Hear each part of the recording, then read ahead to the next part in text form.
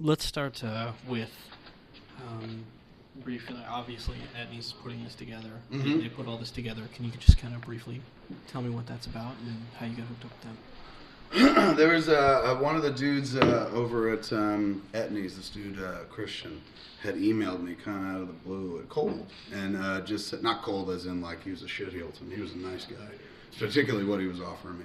But it was just out of the blue and shit. And he was just like, we were interested in making sneakers, kind of Kevin Smith, Clerk sneakers, something like. And I was like, wow, man, like, cause I wear sneakers all the time. Like, I don't own a pair of adult shoes. They're all fucking sneakers.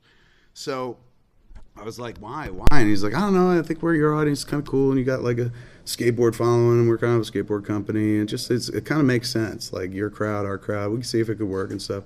So I met with a bunch of the dudes over there, and they showed me a bunch of fucking designs for sneakers. I think it was about 10 or 12 designs, and I almost thought I was getting punked, man, because I was like, come on, this can't be real. Like one of the designs they had was for a pair of sneakers called the Walt Flanagans, which is my friend. And that does it for me more than like sneakers with my name on it. It's like if I could wear a pair of Walt Flanagans, like I've known that motherfucker for like 20 years, and if I could be wearing a pair of his sneakers, I'd really feel like we accomplished something in this life. So I was just like, that's amazing, man. So they picked the Clerks pair to kind of go with first, kind of simple, understated design and whatnot. And they had them made and sent me some pair, and they were comfy. I started wearing them shit, and I was like, let's do it. And it's been a really great kind of partnership. We don't have, I was saying to somebody else, we don't have contracts or anything. I don't think I've ever signed a document or anything like that. It's just like I said, do what you want. You're giving me sneakers. I'm so excited, so happy. Sorry, I'm tasting wheatgrass from earlier. Isn't that weird? Like it's one thing you taste a hot dog sometimes, but that was wheatgrass. Like you don't want to be revisited by wheatgrass. Like I was looking forward to hot dog, but not wheatgrass. So it took a while. It was kind of like a year and a half, maybe even almost a 2-year process. Maybe not quite 2, but it was definitely between 1 year and 2 years. And they told me about that too. Like it's going to take a little while. Sneakers, in sneaker world, things move much differently, much slowly. And that was a real education because I make a lot of crap, a lot of merchandise and stuff like that from some of the movies we've made. And we've been selling on our website for years or at the comic book stores. But I've never, and we've done shirts, like there's a zillion shirts with my fucking fat face all over it, but we've never done serious clothing. We've done, kind of collector or audience clothing. This was like legit, like pair of sneakers. Like the sneakers are harder than a shirt. Sure, you can just put somebody's face on, silk screen, you're done. Sneaker, you gotta like put those little sneaker holes in, you gotta lace it up. Like it's a way more complex beast. So after about, I guess, maybe a year and change after the first time we met, they presented me with the sneakers, man, and it was kind of mind bending, It was just like one of those things, like a dream you didn't know that you really had. Like I would never be like, one day I'll have sneakers, because I don't do anything. Usually, they make sneakers for people that are like athletically inclined or at least, walk around or something like that. Like I have none of that, so I could never imagine them going like, yeah, man, let's team up, make sneakers with this guy. But they did, man, and I got to tell you, it's oddly satisfying. It really is. Moving on to sort of movie stuff. I've heard that Red State is moving forward, and obviously, I write for Huffington Post. Yeah. And it sounds like it's got some political undertones. It is. I mean, but that's the thing. We've been talking about. I've been out there talking about Red State for 3 years. I think at this point, 3 years ago I wrote it, and finally now we're actually. Yeah, it's been 3 years this summer. Now we're finally going to go shoot it.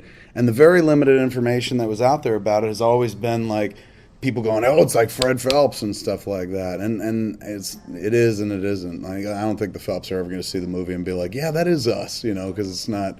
And the characters aren't anything you'd really want to take credit for. Did you see them while they were here? No, but I heard and I saw the pictures online of like all the cosplay people kind of like surrounding him. There was a huge bender, and he had a sign that said "Kill all humans." It was just kind of awesome, like seeing their ridiculous signs mixed in with like there's one's Odin is God, shit like that.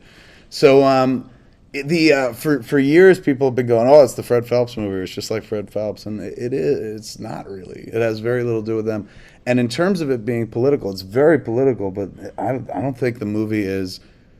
I don't think it's. It doesn't bash Democrats or Republicans. It just kind of equal opportunity across the boards.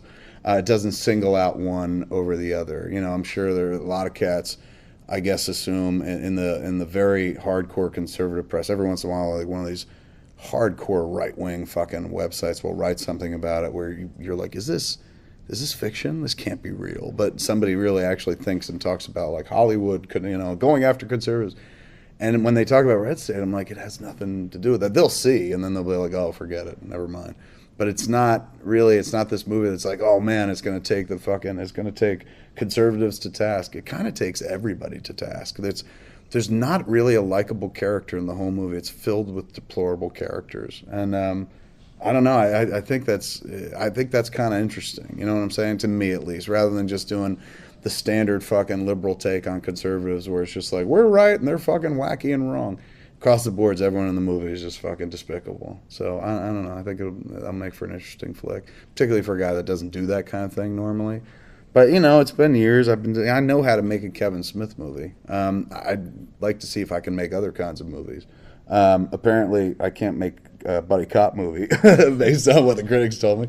But having done this as long as I've done it, making flicks and whatnot, get a chance to kind of like stretch, try something different and whatnot. Because it's like if I kind of had to stop making Kevin Smith movies to save Kevin Smith movies. Otherwise, people get tired of them and shit like that. We kind of stopped at the right time, and now people still go like, "Are you gonna make another one?" Like, there's still affection for it and whatnot, without it eventually being driven into the ground or something like that. But I kind of miss it. But at the same time, I was like, I can't do it anymore. Like all those flicks that I wrote at a time in my life when I was most creatively fertile and unhappy as well. Like, I'm happy and content now, and I guess maybe happy people don't make great art, but we still got to fucking make something, Woody Allen's been doing one a year for 40. Yeah, and he seems kind of happy, some would say, depending on what year you talk. As far as other stuff, I mean, you've sort of created this empire out of off-the-cuff sort of entertainment with the evenings and the podcasts across the board. Talking. I keep telling my friends, I'm like, I think I cracked the code. And they're like, what do you mean? I'm like, I think I figured out a way for us to talk. Just talk, and that's it. We don't have to do anything except talk. You seem a lot more comfortable doing that very much on so. Screen. Have you thought about kind of adapting that into a movie, like sort of a Christopher Guest kind of thing? I like what he does, and it's like I don't think I could ever do that, and I don't know. To me, I guess I'm a bit of a segregationist when it comes to like I like my movies to be movies, and I like my Q&A to be Q&A. Like this thing that they did for Cop Out, this Blu-ray they were trying to explain to me that they were like, we're doing this MCM version of the movie, and we're going to take the movie and we're going to reincorporate all the cutscenes and the dialogue track or the audio commentary track is going to be you talking to the camera, and I like couldn't grasp it. Like that's how lacking of vision I am. I was just like, explain it again, and they were like, it's like a Q&A mixed with the movie, man, and like you get to perform you're going to be in Cop Out. I was like, you're putting me into Cop Out? I was like, I don't know if I want to be in Cop Out. People didn't like it, and like, don't trust me, and you're going to get to explain everything. And so they were like, this is something that you would love more than anybody else because it like you get to actually be in there and talk and explain and pop up and blah blah blah. And when I saw it, I was like, I sat there and did it, and I didn't quite understand. I just trusted that they knew what they were doing. And when I watched it, I was like, this is the version we should have released. Because it's 3 hours, but it literally is kind of like me. I'm so enthusiastic in it, and you can clearly tell that I had a good time. Maybe the audience didn't, but like I was enjoying it. That I was just like, man, maybe if we'd released that, it would have been like, people would have been like, you got to see the movie where the director starts talking to you. And they're like, is he in the theater? He's like, no, he's on the screen, but he probably will be in the theater too. He's way into the audience. I guess this is my last question. As far as comics go, I mean, I foist your Daredevil and Green Arrow stuff on everybody. Man. Thank you. And I owned a store for a couple of years and forced it on everybody then too. Where's your store? It was in Salt Lake City. How was it? What was it called? It was called Shinebox Comics. It was. Is it tough to keep a store open in Salt Lake City? I'd rather be a filmmaker and do this kind of stuff. Right. So I didn't have time to do both. All right. You made your choice. Yeah. You're bittersweet, man. So whenever you go into a comic book store, you're like, what might have been. Yeah. Well, I think one of these days you'll go back to it. That's what I did. But aside, you've got the Widening Gyre going. Mm-hmm. What other comic stuff are you working on? This year was for the last 2 years actually. It's been kind of comic fertile for me in a way that I kind of went away from it for a while because I was horribly late on Spider-Man, Black Cat, and like 3 years between issue 3 and 4. You would know if you had a comic book store. That was when I owned a store. You're like, thanks a lot, you fat piece of shit. You couldn't have written that on a more timely fashion. Well, I kept telling everybody, no, I swear it's coming at some point. He's just working on Jersey Girl. They're like, oh, great. Which prefer Jersey. Yeah, some cats like it. Yeah, I like that movie too. It's sweet. But yeah, so that was the because of the lateness, I was just like, I don't know, man, if I could go back in there, without, like, I'd lost a lot of street cred and shit like that. And then on top of losing street cred for being consistently late with the book, I lost major street cred because I'm like, I can't finish this miniseries right now because I'm making Jersey Girl. And then they saw Jersey Girl and like, you piece of shit. How dare you not finish this for that? So I stayed away for a little bit. And then I got back into it with Batman Cacophony, which was right around the time that The Dark Knight was coming out. Like, I kept seeing billboards, and I was thinking about, like, all the comics that me and my friend Walter would go, all the comic book stores we'd go to all around New Jersey and shit, all the comic book conventions and shit, and how I got into the character, like, after high school, and he reintroduced me to comics. And I called him up, and he'd been drawing at this point. My friend Bryan Johnson, they did a book called Carney and War of the Undead. And so I was like, dude, I'm thinking that we could do a Batman book. If I could just call up DC and tell them I want to do a Batman book with you drawing, I think they might go for it because they like the Green Arrow stuff. And they'd asked every year if we wanted to do something, if I wanted to do something. So I called up to Dio and pitched it. He was like, totally. And we did Cacophony. And we had a blast because it was like two dudes who used to sit around and go like, imagine if this happened. Imagine if this, like, read comics and then be like trying to replot them. And, after reading them being like, imagine if they'd done this, it would have been better, blah, blah, blah. And here we are, given the chance to do it with like one of the flagship characters and shit. We had such a blast.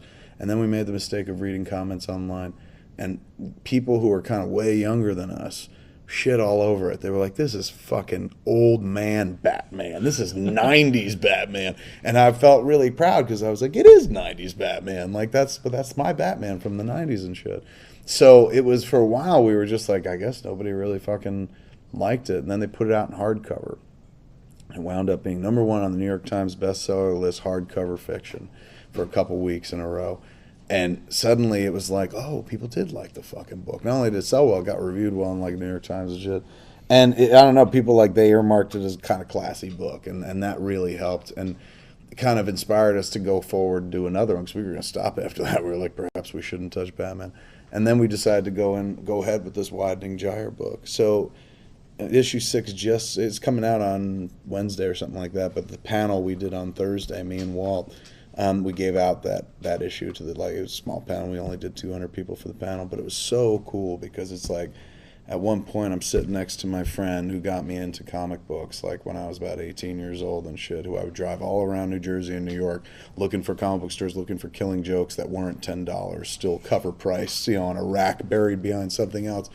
And we were sitting in front of a room full of people talking about our Batman book as they were projecting slides. I mean, it's like a dream come true. It's like, every once in a while you're like, is this my bucket list year? Because that's a good thing. That's a really, like, it's a dream, a lifelong dream, which we never even thought possible. You don't dream about, like, one day they'll let us do Batman, but suddenly we got to. That, the sneakers, every year there's something where I'm like, I can't believe that happened.